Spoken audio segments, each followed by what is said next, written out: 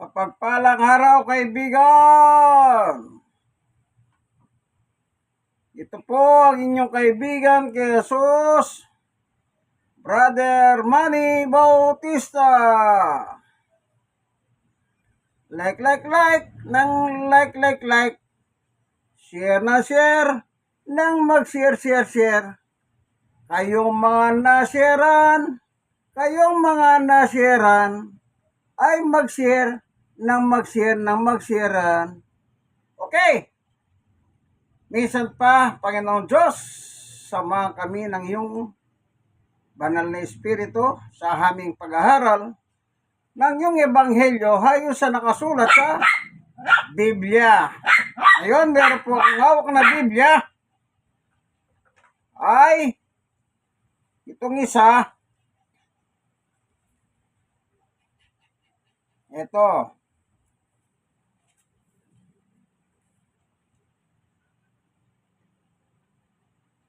Diglot, King James Version, 1611. At meron din akong hawak na Biblia, isa pa ay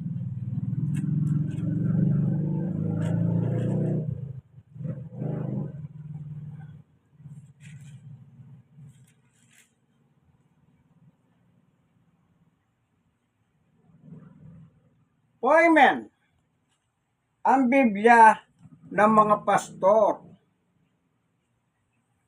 So, dalawang hawak kong Biblia, no? King James Version, Diglot, English, Tagalog. At saka Poimen, purong Tagalog. Biblia ng mga pastor. Alam niyo po, may nag-comment sa akin nung minsan sa aking in-upload. Ang sabi niya, oo, ikaw na ang magaling. Merong ibig sabihin yun. Ang comment ko naman, yun nakasulat sa Biblia patungkol kay Jesus, yan lang ang aking sinishare. Yun ang aking comment. Kasi yung aking ginagamit ito, nagkataon na yung dalawang Bibliang ito, King James Version at saka Poimen, ang binabasa ko nung araw na yon, na ngayon, siguro isa sa mga religion siya nung mga tinamahan.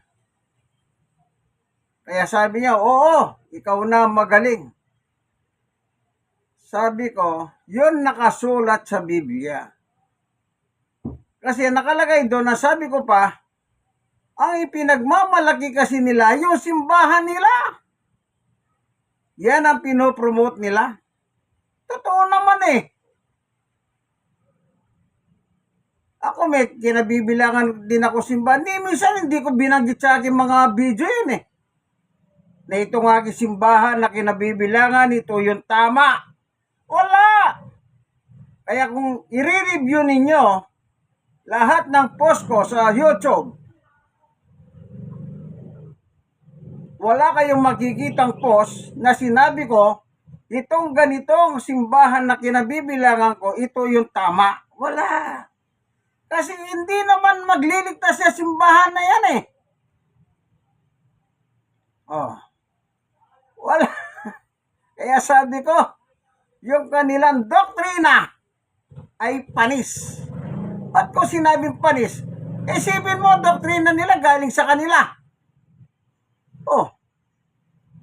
Galing sa kanila. Anong sabi nung isang founder?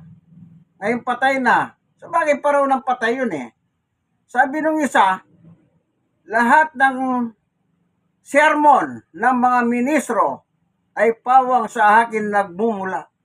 Ibig sabihin, sabi ng founder, kailangan ng yung sermon ninyo, yung doktrina ninyo, sa akin magmumula.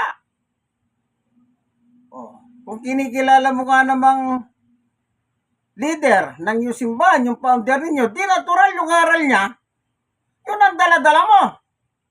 Anong tawag doon? Human teaching. Tingnan natin yung human teaching sa Biblia. Ako palagay ko dito siya tinamahan eh.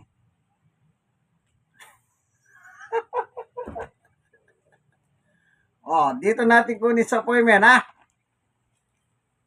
Oh.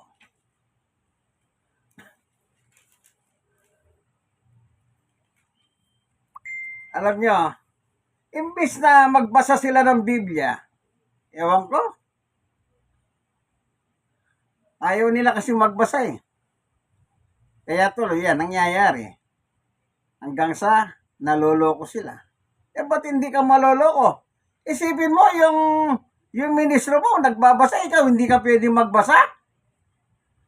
Hindi ka ba maloloko niyan? Maloloko ka. Kasi yung ministro lang bumabasa eh.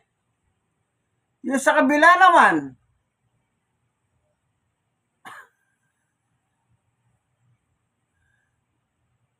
basa ng basa. Meron pa nga program, magtanong ka kay Kulabo. Sukat ba naman? Bibliang sasagot. Nang may magtanong sa kanya, wala siyang nasagot eh. Oh. Wala siyang nasagot doon sa nagtanong eh. Sa Biblia. Paano hindi ka? Yan nga sinasabi ko po sa inyo eh. Mapunta ka dito. Mapunta ka dito. Pareho silang palpak eh. Nagdodoktrina sila. Pareho sila. Dodoktrinahan ka nito. Dodoktrinahan ka nito. Saan damakmak na doktrina? Ang itataktak sa utak mo. Pagkatapos, pareho naman palpak. Tanong nito. Sabi niya, magtanong kay Kulapo. O magtanong kay COVID-19 victims. Biblia ang sasagot. May nagtanong, hindi niya nga nasagot sa Biblia. Bakit? Wala talagang alam yun. Ang akala nila marunong. Kasi sagot na sagot eh. Hindi nila napapasin yung hindi niya sinasagot. Pagkatapos, pinagtawanan pa nila yung nagtanong na binata. Alam niyo pa kung ang tinanong no? Sabi niya, meron bang pit ang Diyos? Yun ang tanong eh. Sabi niya kay COVID-19 victims. At sagot naman nito si COVID-19 victims. Siyempre, programa, magtanong ka kay COVID-19 victims at ang Biblia sasagot. Wala siyang nabasa sa Biblia eh. Kasagot-sagot niya. Doon sa tanong na kung mayroong pit ang Diyos. Kung ikaw, may pit, di may pit din ang Diyos. Sabay silang tawanan ha. Sabi nung nagtanong na binaw, no. Sa isang video nila, napanood ko eh. Sabi niya pa eh, ni COVID-19 victims. Patay na yon. Doon sa Brazil, namatay. Sabi niya, hindi ko mo may luklukan ng Diyos sa langit. Hindi ibig sabihin may pit ng Diyos. O kita niyo? Kontra-kontra siya eh. O, kita niyo? Wala siyang talagang nabasa na mayroong pit ang Diyos. Yun ang problema sa kanya. Pati ang Diyos pinakikialaman niya. O, ito namang iba. Ito namang kabila. Anong sabi nila? Yan daw si Jesucristo. Hindi kailanman naging Diyos. Kita nyo po. Hindi naging Diyos si Jesus kailanman. Pwede basahin natin. Hindi ba naging Diyos si Jesus? Kanino ka maniniwala? Sa founder nilang patay na rin? Na nagkaroon na sakit na ulcer sa bituka? Siguro alam na ninyo yun. Ang kinamatay niya, ulcer naman. Sa bituka. Yan ha, di ko kayo pinapakalanan ha. Ito, basahin ko ha. Sabi nila, hindi naman naging Diyos kailanman si Jesus. Talagang sinarado na nila kailanman. Nasa doktrina nila yan. At yan din ang ginagamit nila, yung mga tagapagsalita nila sa social media. Iba't ibang mga ministro at tagapagsalita nila. Ang stand namin, ang tunay na Diyos ay yan Diyos. Oh. Kaya hindi sila naniniwala si Jesus ay Diyos. Kaya hindi kailanman naging Diyos si Jesus. Okay, basahin natin Dito sa 20:28, anong sabi ni Jesus? Sa pag-uusap nilang dalawa ni Apostol Tomas. Apostol Tomas basahin ko po 1:20. Yung enkwentro nila ni Tomas. Ito. 24. Ngunit si Tomas na tinatawag na kambal at kabilang sa 12 at wala roon nang dumating si Jesus. Kita nyo? 12. Apostoles po yun. Mula kay Pedro, kasama si Tomas sa 12. Okay? Wala roon. Ito na po yung nabuhay na maguli si Jesus Pumasok siya sa bahay, nasarado ang bahay, dire-diretso si Jesus nakapasok sa loob. At ngayon, ang sabi ng mga ibang apostol na wala si Tomas na nung nandun si Jesus, at sabi nila ngayon sa kanya, nakita namin si Panginoon nung dumating na si Tomas. Sabi ni Tomas, hindi ako naniniwala hanggat hindi ko nakikita yung butas sa kamay at saka sa tagiliran. Sabi niya, eto po, dito na ngayon yung eksena. 1 week, dumating na naman si Jesus sa bahay na yon, nasarado at pumasok siya. Kasi po, hindi na kailangan ibuksan ng pinto kasi yung katawan ni Jesus dito ay nabuhay na siyang maguli. Glorified body na siya. Katawan panlangit na ang kanyang katawan. Okay? 1:24. Ngunit si Tomas na tinatawag na kambal at kabilang sa 12 ay wala roon nang dumating si Jesus.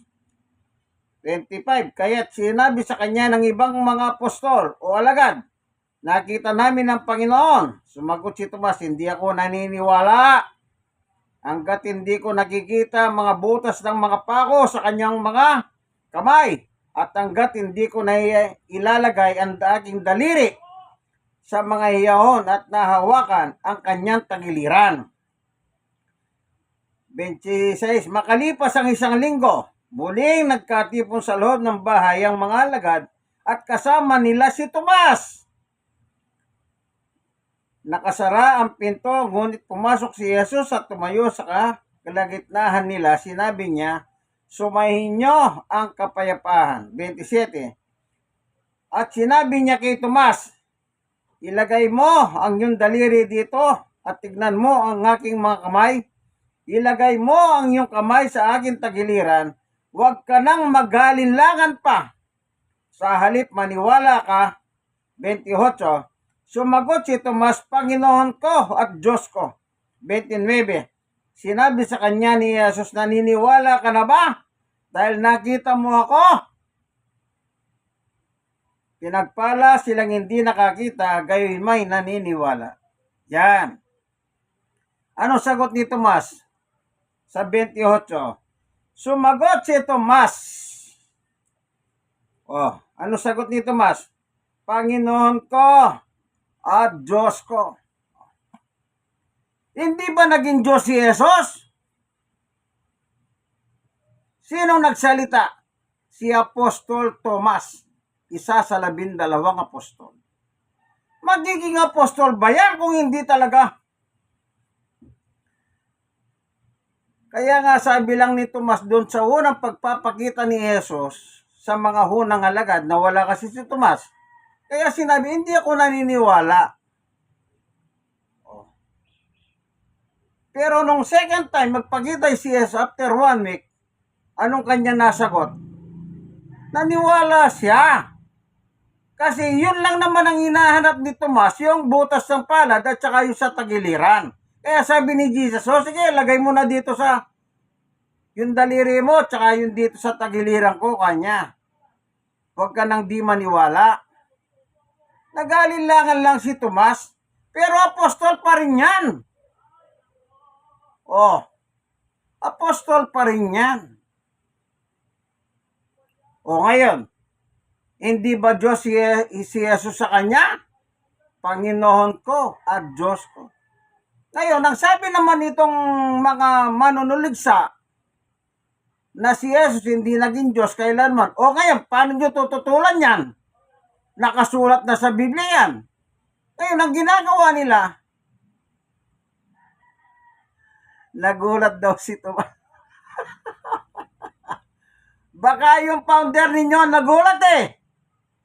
Hindi si Tomas. Bakit? Saan nyo na? Sige nga. Yung chapter 20 ng 1 hanggang 29 lang yun. Oh. Sige. Hanapin nyo ron sa chapter 20.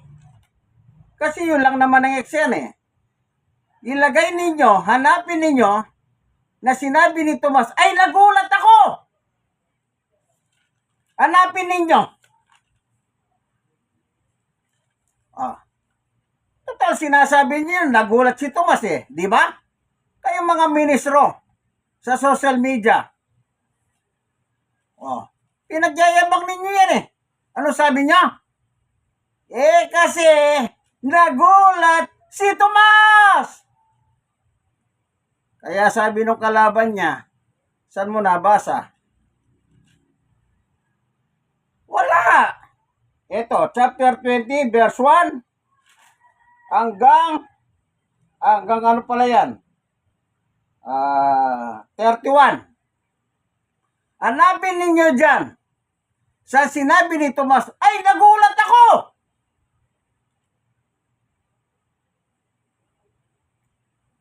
Tsaka nyo i-post. Hindi lang chapter and verse yung buo ah. Huwag kayo gumaya doon sa mga gumisan. Ito membro nila ito eh. Sinagulat. Sabi niya sa akin, ano ba pagkakilala mo kay Jesus? Tao o Diyos? Pasagot-sagot niya, literal na tao. Inanapan ko siya ng talata. O saan mo naman nabasa na literal na tao si Jesus? Ayun, nawala na. Hanggang ngayon, hindi na sumagot. Wala naman talaga wala ka naman mababasa na literal na tao si Jesus. Oh, sige. Magpakita lang kayo ng mga Bible verse. Ako, nagpo-post ako buho. Hindi lang title. Buho. Ganun kayo sana mag-post para maging patas kayo. Hindi na nga kayo nakakakita ng ebidensya sa inyo sinasabi. Mapanlahit pa kayong tao. Yan ang totoo. Mapanlahit kayo. Yan ba natutunan nyo sa inyong mga magulang?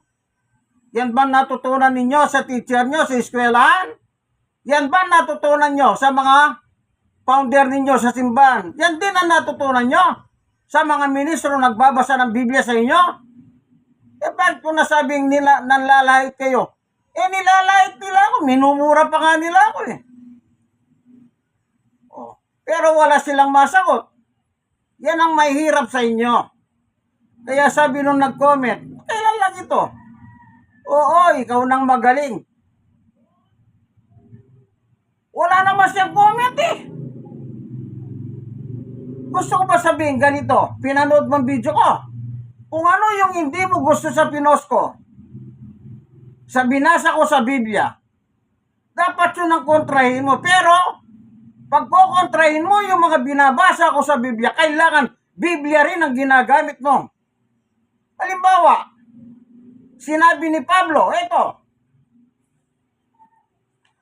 hindi ba Diyos si Jesus? Nung araw, meron akong nakainkwentro. Ang tanong ko sa kanya, ano ba ang likas na kalagayan ng Diyos? Yung pala, yung tao na tinanong ko yun, nagmamagaling. Ministro pala. Ngayon, ang tanong ko sa kanya, ano ba likas na kalagayan ng Diyos? Ang sagot niya, Diyos. O tandaan mo yan. At dun sa mga nagiging, tandaan nyo, sagot niya. Ang likas na kalagayan ng Diyos ay Diyos. Ngayon, meron akong babasahin. Dito na sa Tumimbawang eh. Wala na, pahiya siya. Nung una, hindi ko alam na ministro pala ni Manalo yon. E banda ko, nalaman ko, sabi ng mga tao, ministro yan. Ang sagot ko, ministro ko walang alam. Nakikinig siya, tinitignan niya ako. O sige, may alam ka ba? Itong Biblia, basahin mo ako. Hindi siya makaporma. Nung una, nagmamagaling eh. O, ito. Tandaan niyo yung sagot niya. Ang likas na kalagayan ng Diyos ay Diyos. Sabi ni Pablo, sino si Pablo? Apostol ni Jesus sa mga Entil. Pilipino, Entil. Hindi Hudyo. Kolosas. Matututo tayo dito, kaibigan. Makinig lang kayo. Sabi nila, magsuri ka. Ano pa susurihin ko dyan? Eh, palpak nga ang doktrina nyo eh. Gawan nyo lang yan. Pagkatapos, susuri pa ako. Eh, ako gumagamit ako ng Biblia. Kayo, gumagamit lang kayong ano. Yung turo ng founder nyo, yun ang dala nyo. Kaya ang turo ninyo ay human teaching. Hindi Christ teaching. Ginagamit nyo ba yung pangalan ng Kristo? Pagkatapos nilalahit nyo lang si Kristo. Hindi Diyos kailanman. Si Jesus. No. Sige, mag-comment kayo. Pero kailangan may talatayan, ha? O, yung iba nang lalait kasi wala na silang magawa. Wala silang maisagot, kaya nanlalait sila. Meron pa nga dyan, sabi niya, pag nakita kita, susunugin kita eh. Kalbo ka. Eh, yung isa naman, pag nakita kita, tututukan kita ng baril. Ewan ko lang kung hindi magbago ang paniwala mo kay Jesus. Sagot ko naman, sabihin mo lang sa ka nakatira. At doon sa nagsabi sa susunugin ako, sabihin mo sa ka nakatira, pupuntahan kita. Yung isa nasa abroad pala, nagmamayabang pa eh. Sabi niya, matagal na yon. Nag-comment sa Facebook, sabi niya, hindi ka pwedeng pumunta dito sa kinalalagyan ko. Kasi ang tanong ko, ganito, sabihin mo sa ka nakatira, pupuntahan kita. Kaya sinabi niya, di raw ako makakarating sa kinalalagyan niya kasi sabi niya ba, kailangan may dala kang dolyar. Di ibig sabihin, nasa abroad. Sabihin mo lang kung saan ka nakatira dyan sa abroad. Pupuntahan kita, kako. Yan ang ginawa niya. Di wala.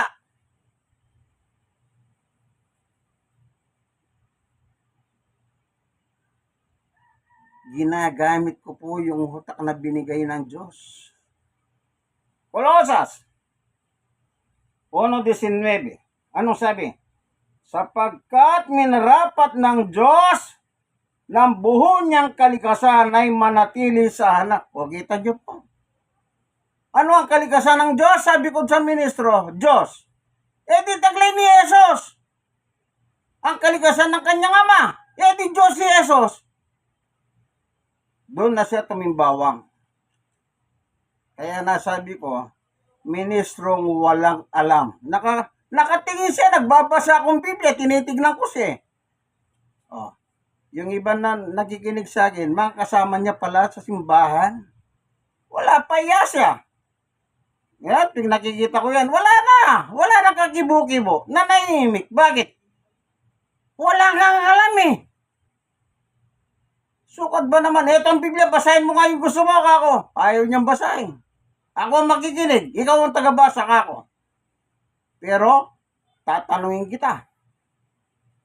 Siguro natakot siya. Sinabi ko, tatanungin kita. Siya nagtatanong, sinasagot ko eh. Sa Biblia. Pero hindi naman po ako yung COVID-19 victim. Magtanong ka kay COVID-19 victim at Biblia sasagot. Di ko po sinasabi yun. Colosas 2:19. Ano nakalagay naman? Ay, 9. 2:9 ng Colosas. Sapagkat ang buong kalikasan ng Diyos ay nakikristo sa kanyang pagiging tao. Oh, kita nyo? Nung dumating dito, ipinanganak ni Maria, taglay-taglay niya ang kalikasan ng Diyos bilang Diyos na kanyang anak. Oh. Sasabihin nila ngayon, hindi naging Diyos kailanman. Kaya sabi ko po, may doktrina sila, mga palpak. Ba't hindi palpak? Sila rin ang gumawa nun eh. Dapat yung aral sa Biblia ang kukunin mo. Yan ang mahirap po sa kanila. Biblia binabasa ko Hindi ako nagdadagdag, di ko. Tayo sinasabi naman nila, si Jesus daw ay tao. Naniniwala rin ako dun kasi nakasulat yun. Lahat naman nakasulat sa Mateo, Lucas, Marcos, Jesus, Juan. Yung epistola pong hapat na yon na tumutungkol kay Jesus, kung lahat na nakasulat kay Jesus, lahat naman yung tinatanggap ko Ito naman yung sinasabi nilang Jesus ay, pero nililito nila yung tao rito Sabi nila sa kanilang programa, ano ang likas na kalagayan ni Jesus? Tapos, si Jesus ang sasagot kanila. Tingnan nyo, babasahin ko yung ginagamit nilang panluloko sa inyo. Yun, maliwanag yung ginamit ko rito kay Pablo. Ang likas na kalagayan ng Diyos ay Diyos ay na kay Jesus nung magkatawan tao. Sa langit pa, Diyos na hanggang sa pagiging tao niya sa lupa. Taglay niya ang kanyang pagka-Diyos ng Diyos. Amen. Asa na? Ito, sa 8. Ito naman yung ginagamit nila para lokohin ang tao. Kaya sinabi ko lokohin. Niloloko talaga nila Ito, sabi ni Jesus.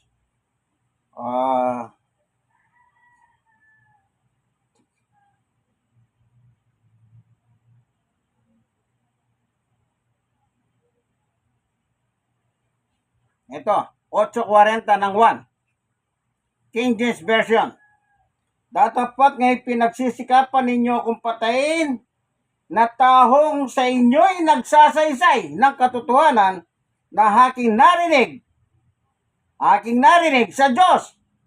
Ito'y hindi ginawa ni Abraham. Anong sabi? Ako'y taho. Pagdating doon sa tao, ako'y tao. Ganon silang magsalita, nakakasya. Ako'y tao. Yung tao, kung dinidiin nila ng gusto talaga, gusto nila lukuhin ka Kailan niya sinabing yan ay tao? Yan ang tanong nyo sa kanya. Kailan niya sinabi? Nang magkatawang tao siya. Yan. Nagkatawang tao siya basahin natin yung kay Pablo. Alam nyo, magbasa lang kayo. Marami kayong matutunan. Kung sila lang ang bumabasa, talagang lolokohin lang kayo niyan. Ako na magsasabi, lolokohin lang kayo niyan. Kasi manloloko sila ng tao. Magbasa kayo. Ito. Sabi ni Pablo, 2.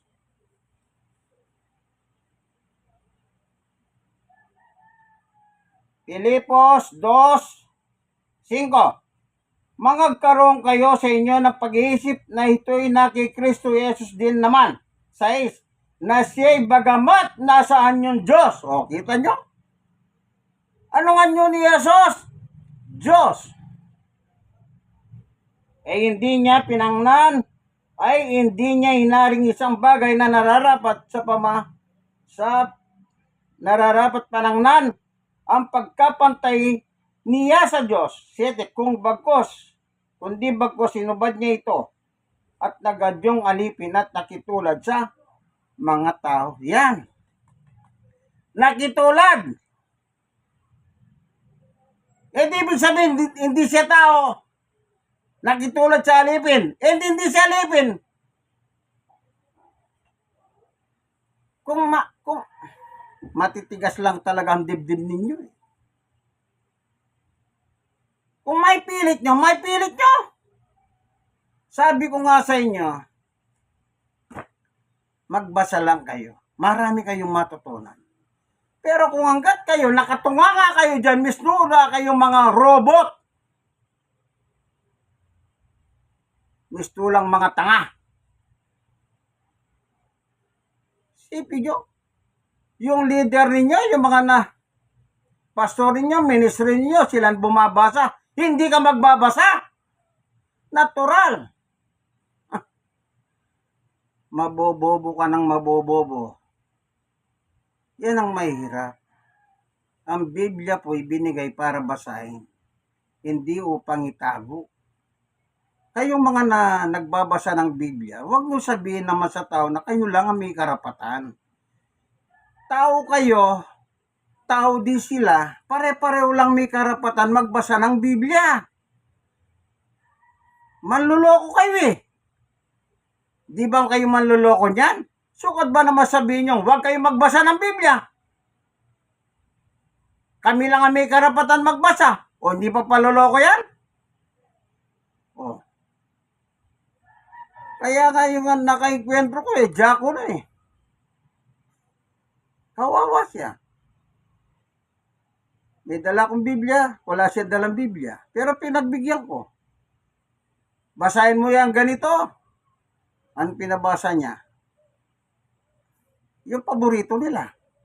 Kanya lang, titimbawang sila dun. Gaya ng ministro sinasabi kung walang alam. Pareho, ito. Basahin natin sa King James ha. Sila sinusurkat nila ito eh. Hindi nyo lang naaalata eh. Tignan niyo yung mga ministro lang nagbabasa sa social media. Kinakatay nila ito eh. Oh.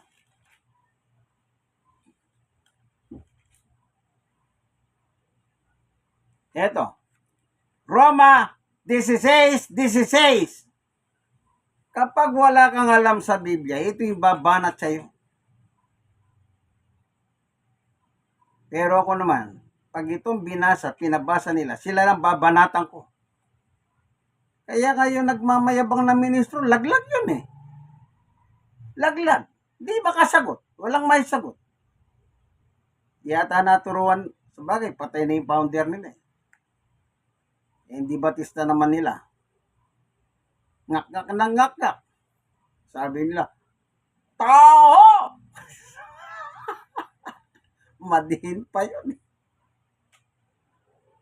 Roma 16:16. Magbatihan kayo ng banal na halik. Meron pa kasaysayan. Sa isang pagkakataon, yung banal na halik na yan, ang ating papaksain. Laglag sila dyan. Namumulot lang pala sila ng araw sa kabila. Timbawang sila. Pero sa susunod na yung banal na halik na yan, sabi ng iba, halik ni Judas yan. Susunod, paksa natin yan. Roma 16, pangwakas na talata. Magagbatihan kayo. Kayo, marami yan. Ng banal na halik. Binabati kayo. Marami na naman yan, kayo. Ng lahat ng mga iglesia ni Kristo. Yan. Mga iglesia ni Kristo. Ibig sabihin, mga mananampalataya. Pag nakakita kayo ng iglesia, means mananampalataya kay Kristo. Yun lang ang kahulugan na. Ngayon, ito sabi ko sa ministro nagyayabang, Gusto niya magpanik. Maraming tao eh. Kanya lang. Talagang walang alam. Nilagay niya lang ang sarili niya sa kahiya. At ang masakit, meron silang magkasama dun eh. Akala siguro, makakabawi siya. Eh, hindi, lalo siya nalublob sa kahiyan. At sabi ko, di ba sabi mo sa akin, basahin ko Roma 16:16. Ayan, binasa ko.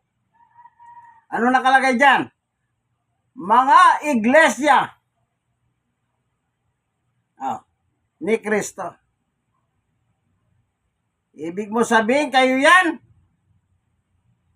Ang tinutukoy ni Pablo dyan, yung kanyang napangaralan. Kanyang mga napangaralan kaya. Mga batihan kayo, sabi niya.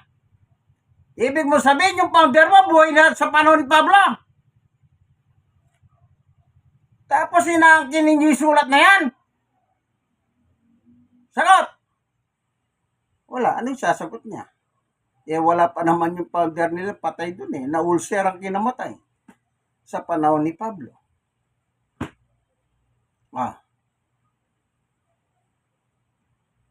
Wala. Hindi po ako nagmamagaling. Yung aking napapanood sa social media, yung nababasa ko sa kanilang mga magazines, pignatagdi-tagni ko lang po yan at ginagamit ko ang Biblia para turuan kayo ng biblical teaching. Hindi po ako nagmamagaling. Gaya na sinabi niya, oo, ikaw nang magaling. Wala din siya kasi. Sige, kontrahin mo nga ito nasa Biblia. Kaya mo kontrahin mo, malaya kayo. Pero tiyakin ninyo, biblical ang pinagkokontra ninyo sa akin. At huwag nyo akong minumura. Dahil hindi ko kayo minumura. Kung nasasaktan man kayo, tanggapin nyo. Meron kayong natututunan sa akin mula sa Biblia. Pasalamat kayo. Imbis na magpasalamat kayo kung ano sinasabi nyo sa akin eh. Gaya na sinabi ng iba. Pag nakita kita, kalbo ka, susunugin kita. Pag nakita kita, tututukan kita ng baril. Yan o. Ito, hanggang ngayon, buhay pa ako. Praise the Lord.